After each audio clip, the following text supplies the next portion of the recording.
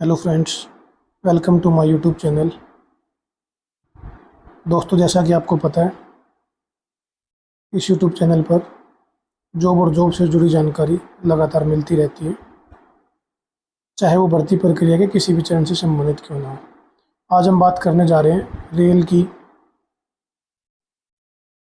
Vacancy आ चुकी है assistant loco pilot की, जो कि सेंट्रलाइज नोटिफिकेशन 1/2026 रहने वाला है। टोटल वैकेंसी 11,127 आई है। फुल नोटिफिकेशन की हम बात करेंगे। इसमें क्या एज लिमिट मांगी गई है, क्या सिलेबस है, एग्ज़ाम पैटर्न क्या है, क्वालिफ़िकेशंस क्या है, एलिजिबिलिटी क्या मांगी गई है और कितनी इसकी सैलरी रहने वाली है, क्योंकि सबसे बड़ी बात होती है सैलरी की।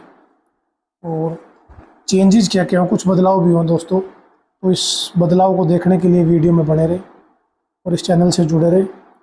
वीडियो में आगे बढ़ने से पहले आपसे एक रिक्वेस्ट करूँगा, अगर हमारी अब तक की दी गई जानकारी आपको अच्छी लगी तो चैनल को सब्सक्राइब कर ले, बेल आइकन को ऑन कर ले, ताकि आगे आने वाली हर अपडेट आपको समय के अनुसार मिलती रहे। ये railway recruitment board assistant loco pilot का, government of India, ministry of railway, railway recruitment board, detail centralize employment notice CNA/2026, recruitment of assistant loco pilot. तो आप ये ऑफिशियल वेबसाइट से जाकर डाउनलोड कर सकते हो, या मैं इसका लिंक आपके डिस्क्रिप्शन बॉक्स में दे दूँगा, आप वहाँ से भी डाउनलोड कर सकते हो। आप देख सकते हो कि इसकी ओपनिंग डेट जो रखी गई है 15/5 से स्टार्ट हो चुके हैं फॉर्म, ठीक है, और लास्ट डेट जो है 14/6/2026 रखी गई है। लास्ट फीस पेमेंट डेट जो साथियों इसकी 16/6/2026 रखी गई है, और 17/6/2026 से आपके फॉर्म जो है करेक्शन होना, अगर किसी फॉर्म में करेक्शन हुआ या मॉडिफिकेशन होना है तो वो स्टार्ट हो जाएंगे 17/6 से। तो बहुत अच्छी रेलवे की वैकेंसी है लोको पायलट की, तो आपके पास क्वालिफ़िकेशन के अकॉर्डिंग आप इसे अप्लाई कर सकते हो। तो वीडियो में बने रहे सब डिटेल्स देखने के लिए। बात करेंगे दोस्तों लेवल की। जो हमारा पे लेवल होता है, लेवल 2 की वैकेंसी है। पे लेवल 2 की वैकेंसी है, 19,900 बेसिक पे इसका रहेगा। मेडिकल स्टैंडर्ड जो मांगा गया वो A1 मांगा गया। एज आपकी जो मांगी गई है 18 से 30 साल मांगी गई है। टोटल वैकेंसी आपकी मैं बता चुका हूँ, 11,127 वैकेंसी आपकी रहने वाली है। साथियों, जो मेन इसमें पॉइंट है उसकी हम बात करेंगे। डिटेल में नोटिफिकेशन आप पढ़ सकते हो, काफ़ी लंबा चौड़ा नोटिफिकेशन है, आप इसको आराम से पढ़ सकते हो। डिस्क्रिप्शन बॉक्स में इसका लिंक मिल जाएगा। ऑफिशियल वेबसाइट किसी भी RRB की साइट से आप इसे डाउनलोड कर सकते हो। अब बात करें दोस्तों अप्लाई की। अप्लाई आपने अगर पहले अकाउंट बना रखा है तो अच्छी बात है, वरना आप फ्रेश अप्लाई कर रहे हो तो आप फ्रेश अप्लाई भी कर सकते हो। उन्होंने डायरेक्टली गाइडलाइंस दी कि आपने 2024 या 25 में जो क्रिएट एन अकाउंट है, अगर वो आपने अप्लाई किया है तो आप वहीं से जाके दोबारा से फॉर्म फिल कर सकते हो। और एक बात इन्होंने क्लियरली मेंशन कर दी है दोस्तों, मैं आपको क्लियर बताना चाहता हूँ। एक बार आपने जो जानकारी सबमिट कर दी, वो मॉडिफिकेशन में कोई चेंजेस नहीं होगा, उसके लिए कोई मॉडिफिकेशन नहीं है। क्रिएट एन अकाउंट और RRB के लिए, और अदर्स डिटेल जो है आपकी वो चेंजेस हो सकती है, लेकिन क्रिएट एन अकाउंट फॉर्म में जो आपने डिटेल्स दी है वो आपकी चेंज नहीं हो सकती, और आपकी RRB चेंज नहीं हो सकती। जो आपने एक बार RRB सिलेक्ट कर दी फर्स्ट टाइम, तो वही आपकी RRB रहेगी। आप किसी भी स्टेज पे जाके RRB को चेंज नहीं कर सकते। आपकी मॉडिफिकेशन फ़ीस जो वो 250 रुपये रहने वाली है। 17/6 से आपका मॉडिफिकेशन स्टार्ट हो जाएगा। इन्होंने डायरेक्टली डेट दे चुके हैं 17/6/2026 से लेके 26/6/2026 तक आपकी ये एडिटिंग डेट रहने वाली है, और 250 रुपये इसकी फ़ीस लगेगी। इसके बाद हम बात कर ले दोस्तों नेगेटिव मार्किंग की। नेगेटिव मार्किंग वही लास्ट टाइम वाली 1/3 नेगेटिव मार्किंग हमेशा रेलवे में 1/3 नेगेटिव मार्किंग रही है। नेगेटिव मार्किंग आपकी 1/3 रहने वाली है। माल प्रैक्टिस, अगर कोई कुछ भी यांत्रिक यूज करता पाया जाता है या पेपर में कोई इनडिसिप्लिन रहता है तो उसको डिबर्ट कर दिया जाएगा लाइफ टाइम के लिए। बैन आइटम आपके पैकेज फूड नहीं लेके जाना, ये आपके जब एडमिट कार्ड आएंगे उसके बावजूद भी आपको गाइडलाइंस दे दी जाएगी।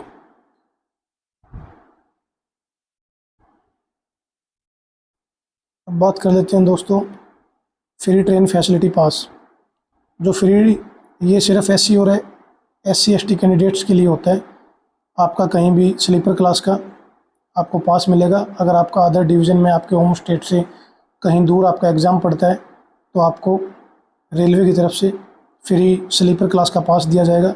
आप उसमें फ्री ट्रैवल देके अपना एग्ज़ाम दे सकते हैं, चाहे वो CBT 1 हो या CBT 2 हो, कोई भी किसी भी स्टेज का एग्ज़ाम हो, आपको हर स्टेज में पास दिया जाएगा। राइट टू अपॉइंटमेंट पोस्टिंग, अब की बार रेलवे ने क्लियरली मेंशन कर दिया है पोस्टिंग के लिए कि आप कम से कम आपको एटलीस्ट 5 to 10 ईयर्स आपकी सर्विस होनी चाहिए, कम से कम 5 साल, और ज़्यादा से ज़्यादा 10 साल तक आपको एक ही जगह पोस्टिंग रहना पड़ेगा। उसके बाद ही ट्रांसफ़र के बारे में कंसिडरेशन किया जाएगा, उसके बाद ही आप ट्रांसफ़र की फ़ाइल लगा सकते हैं।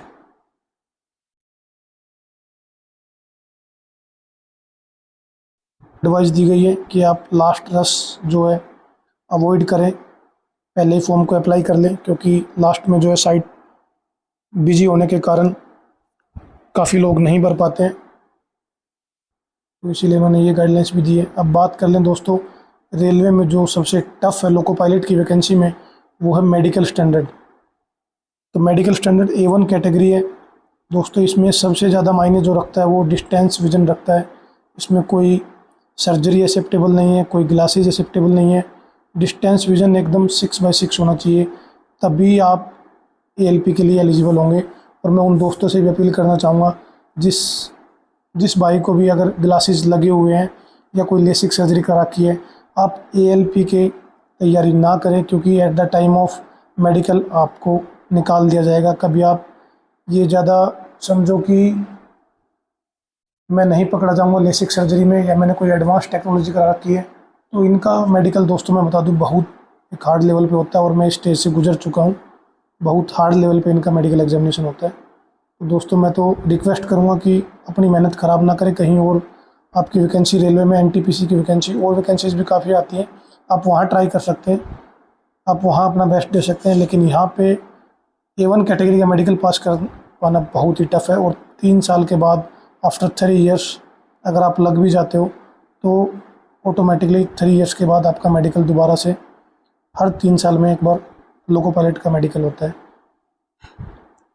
बात कर ले दोस्तों एज लिमिट की, 18 से 30 साल इसकी उम्र मांगी गई है। बाकी रिजर्वेशन कैटेगरी के लिए अलग अलग है। SC के लिए SC ST के लिए 5 ईयर्स की छूट है, OBC के लिए 3 ईयर्स की, जो पहले जैसा चलता है सेंट्रल गवर्नमेंट में जो चलता आ रहा है वही स्टैंडर्ड दिया गया है इन्होंने भी।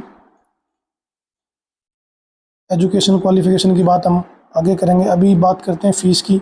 तो फ़ीस की जनरल और OBC की कैटेगरी के लिए 500 रुपये फ़ीस रखी गई है, और आप फर्स्ट CBT स्टेज आप अपीयर हो जाओगे तो आपको 390 रुपये आपका रिफ़ंड आ जाएगा। और SC ST और फीमेल के लिए 250 रुपीज़ रखे गए हैं, तो इनके 240 रुपये रिटर्न आते हैं जब ये CBT स्टेज 1 में अपीयर हो जाते हैं। इसके बाद एक कैटेगरी और दी गई है दोस्तों, EBC इकोनॉमिकली बैकवर्ड क्लास। काफ़ी लोग पूछते हैं कि EBCs क्या है, यानी ये वो छात्र है जिनका BPL का कार्ड बना हुआ है। तो मैं तो यही कहूँगा कि at the time of document verification इसमें भी बड़ी प्रॉब्लम पड़ती है, काफ़ी बच्चे इसमें भी रह जाते हैं। तो EBC ना 250 रुपये की बात है लगभग। आप मेरे हिसाब से अगर OBC कैटेगरी में हैं तो आप OBC से ही फॉर्म भर लेना और 500 रुपये दे, क्योंकि उस टाइम पे ये अपने फॉर्मेट में EBC का सर्टिफिकेट मांगते हैं, और सर्टिफिकेट बन पाना बड़ी मुश्किल बात हो जाती है। इतनी बजानी है जो। अब हम बात करेंगे दोस्तों कि एग्ज़ाम पैटर्न क्या रहने वाला है। इकोनॉमिकली सेक्शन और जनरल ग्रेजुएशन देख सकते हो आप, पूरा वेबसाइट पे आपको नोटिफिकेशन मिल जाएगा। बात कर लें कि NOC, अगर कोई छात्र पहले से ही कहीं वर्किंग है तो वो अपनी NOC अभी से लेके आप ये अप्लाई कर दे क्लोजिंग डेट से पहले, क्योंकि at the time document verification आपकी DV के विदाउट फेलिंग क्लियरली मेंशन कर दिया गया है, without failing which there candidate will be cancelled. तो आप DV के टाइम पे अगर NOC नहीं इनको देते हो तो आपका कैंडिडेट कैंसिल भी किया जा सकता है। जो रिक्रूटमेंट प्रोसेस है दोस्तों, वही आपका लास्ट टाइम की तरह थोड़ा सा चेंजेस किया गया आपकी बार रिक्रूटमेंट प्रोसेस में।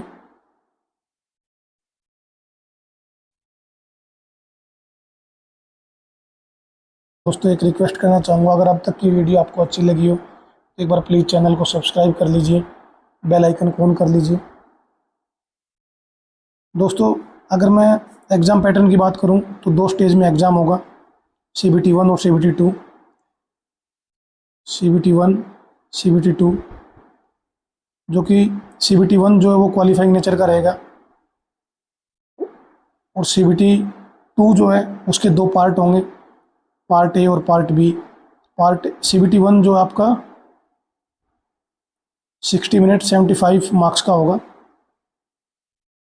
75 मार्क पर क्वेश्चन 1 मार्क्स का होगा, 60 मिनट का क्वेश्चन, टोटल टाइम आपका 60 मिनट्स रहेगा। 1/3 आपकी नेगेटिव मार्किंग में ऑलरेडी बता चुका हूँ। जो क्वालिफाइंग मिनिमम क्वालिफाइंग है रेशो, वो ये क्वालिफाइंग रेशो दी गई है आपकी। UR EWS के लिए 40% मिनिमम लाना बहुत ज़रूरी है, OBC के लिए 30%, SC के लिए 30%, ST के लिए 25%। अगर इतने मार्क्स आपके नहीं आते हैं तो आप सेकंड स्टेज के लिए अपीयर नहीं हो पाओगे। अब बात कर ली दोस्तों सेकंड स्टेज एग्ज़ाम की, तो ये 2 पार्ट में आपका एग्ज़ाम होगा। पार्ट ए जो कि उसमें आपका सिलेबस रहने वाला है, पार्ट ए का 100 क्वेश्चन रहेंगे 90 मिनट्स का।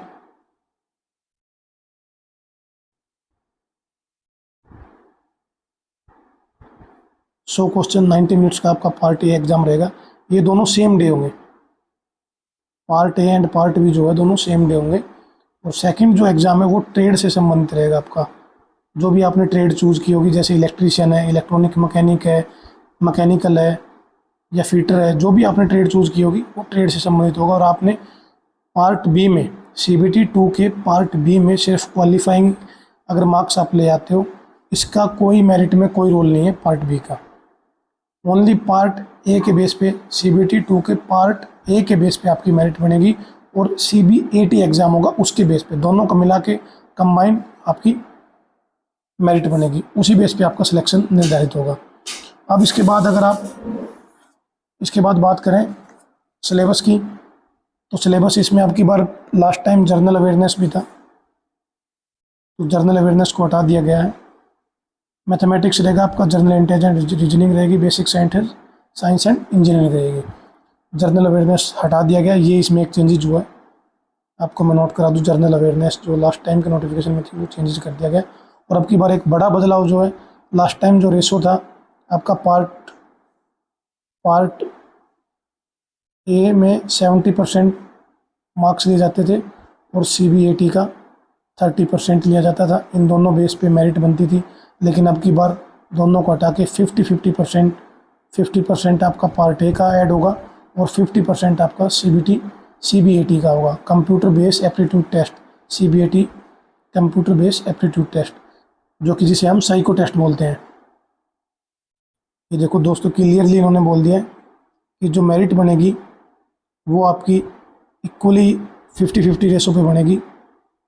ये हाँ आप चेक कर पा रहे होगे, ratio the merit list shall be prepared RRB wise only from the amongst the candidate qualifying that CBT the marks obtained in part A and part A of CBT 2 and the score obtained in CBAT shall be given weightage in the ratio 50-50 base।